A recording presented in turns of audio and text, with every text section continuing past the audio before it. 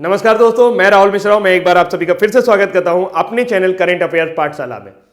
उम्मीद करता हूं ये चैनल आपको पसंद आ रहा होगा। अगर पसंद आ रहा है, मेरे कंटेंट में कोई कमी नजर आ रही है या आपको ऐसा लग रहा है कि नहीं सर कुछ और इंप्रूवमेंट होना चाहिए, तो आपके सुझाव प्रॉपर तरीके से आमंत्रित हैं और मैं उनका तहे दिल से स्वागत करता हूं। आपके भेजे गए हर एक कमेंट मैंने पढ़े हैं और मैं कोशिश कर रहा हूं कि उस तरह से उसमें इंप्रूवमेंट लाऊं, सुधार लाऊं। तो जब तक आप चाहते रहेंगे ये चलता रहेगा, ये प्रॉपर तरीके से चलता रहेगा। फिलहाल अब बारी आ गई है क्विज की, क्योंकि आपने अभी डिटेल देख लिया होगा, वन लाइनर भी आपने देख लिया होगा। नहीं देखा है तो प्लीज उसे देख लीजिए और फिर इस क्विज को अटेम्प्ट करने की कोशिश करिए। सबसे पहले क्विज करते हैं और सबसे पहला जो क्वेश्चन आपकी स्क्रीन पर है वो ये, एनएसजी का फुल फॉर्म क्या है? एनएसजी का फुल फॉर्म क्या है? एनएसजी, कुछ लोग कह सकते हैं national service security guard, NSG commando होते हैं, बिल्कुल वो भी सही होगा, लेकिन वैसा कोई ऑप्शन यहां पर दिया नहीं गया है। फिलहाल यहां पर जो बात की गई है, एनएसजी का फुल फॉर्म है nuclear supplier group, not nuclear supply group, ये गलत है।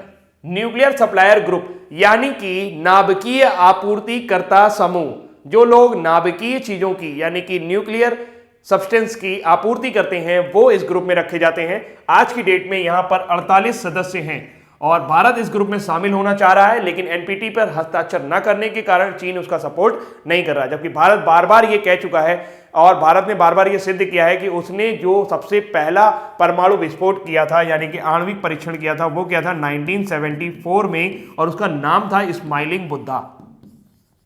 उसका नाम था स्माइलिंग बुद्धा। तो जिन लोगों को लगता है कि पोखरण पहले परमाणु परीक्षण थे, जी नहीं, पहले छोटा सा एक बम फोड़ा गया था और वो अणु बम जो था वो 1974 में ही पोखरण में ही फोड़ा गया था, लेकिन उसका नाम है स्माइलिंग बुद्धा। उस परीक्षण को स्माइलिंग बुद्धा परीक्षण भी कहते हैं।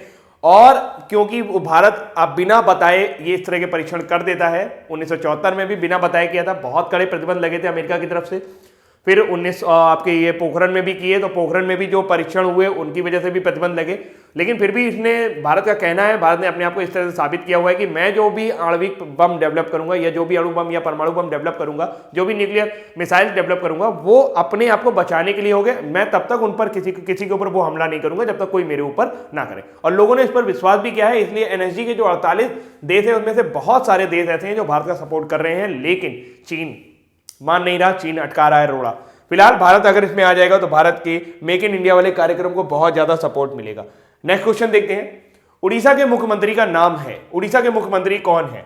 जी हाँ, उड़ीसा के मुख्यमंत्री नवीन पटनायक है। Then the right answer will be Naveen Patnaik. और इन्होंने एक अभी जीवन संपर्क परियोजना लॉन्च की है आदिवासी मेले में। अमेरिका ने हाल ही में से रूस से कौन सी संधि तोड़ दी?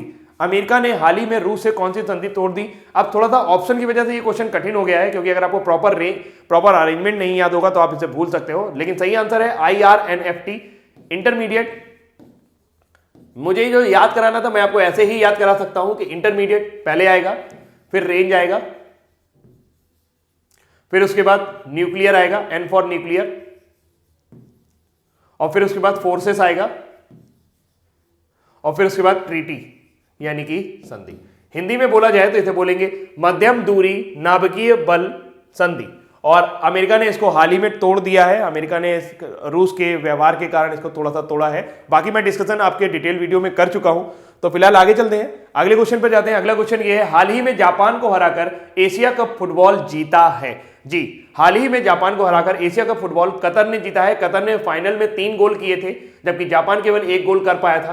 कतर की टीम को फुटबॉल में अच्छा नहीं माना जाता है, लेकिन जापान की टीम को बहुत अच्छा माना जाता है। तो एक बड़ी टीम एक नॉर्मल टीम से हारी है, तो ये कतर की एक फुटबॉल को लेकर जो इनकी जिजीविषा थी उसको दिखाती है। अगले क्वेश्चन पर जाते हैं। अगला क्वेश्चन कुछ इस तरह से है, पेट्रोटेक 2019 का कौन सा संस्करण है? पेट्रोटेक 2019 का ये 13वां संस्करण है और ये मैं आपको डिटेल वीडियो में बता सकता हूं। पेट्रोटेक 2019 का जो आयोजन है वो आपका कहां किया जा रहा है? वो आपका ग्रेटर नोएडा और एनसीआर व दिल्ली रीजन में किया जा रहा है और ये जो मनाया जाएगा ये आपका फरवरी महीने में मनाया जाएगा। आगे चलते हैं, गोपाल कृष्ण गांधी किस राज्य के राज्यपाल रहे हैं? अभी एक बुक आई है, इंडिया गांधी इसेंशियल राइटिंग्स, और ये है गोपाल कृष्ण गांधी, गांधी जी के पोते यानी महात्मा गांधी जी के पोते हैं।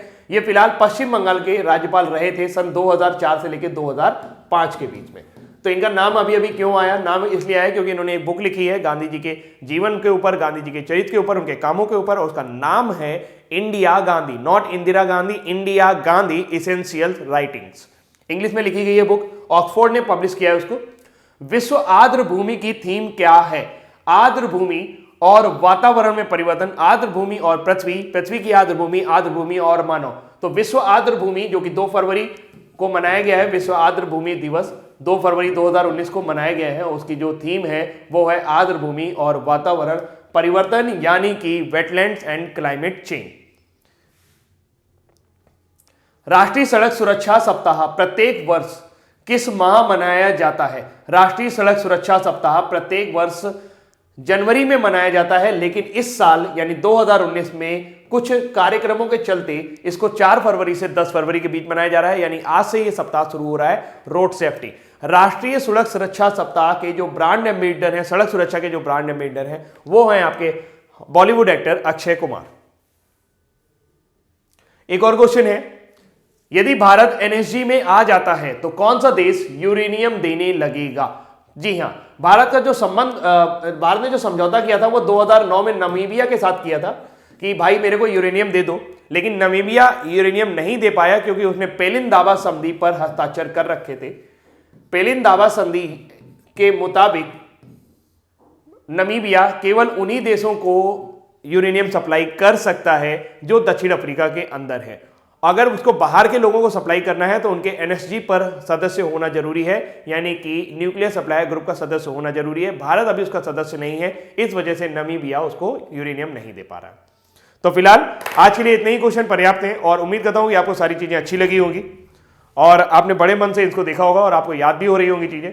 आपका फीडबैक मेरे लिए बहुत इंपॉर्टेंट है। प्रॉपर तरीके से आप फीडबैक दो, जो भी आप चाहते हो वो मेरे को बताओ, मैं कोशिश करूंगा कि वो चीजें आपके लिए लेके आऊं। Thank you so much, bye bye.